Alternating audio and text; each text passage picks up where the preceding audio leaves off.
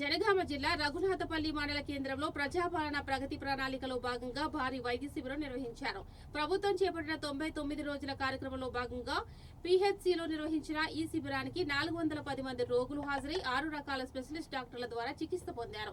ప్రజలందరూ ఆరోగ్యంగా ఉండాలనే లక్ష్యంతో ప్రభుత్వ ఆసుపత్రుల్లో అన్ని రకాల వైద్య సదుపాయాలు కల్పిస్తున్నామని డిఎంహెచ్ఓ మల్లికార్జున తెలిపారు. ప్రతి ఒక్కరూ ఈ అవకాశాన్ని సద్వినియోగం చేసుకోవాలని ఆయన కోరారు. ఈ కార్యక్రమంలో డాక్టర్ శ్రవంతి, సిహెచ్ఓ రామకిషన్, ఏఎన్ఎంలు మరియు ఆశా వర్కర్లు పాల్గొని రోగులకు అవసరమైన సేవలు మరియు మందులను పంపిణీ చేశారు.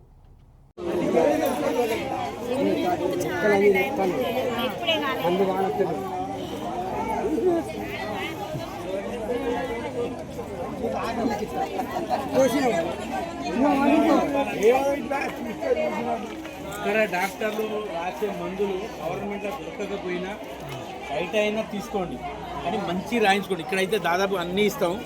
ఒకవేళ దొరకని వాళ్ళు ఎవరైనా ఉంటే కూడా బయట తీసుకోండి. ఇలాంటి డాక్టర్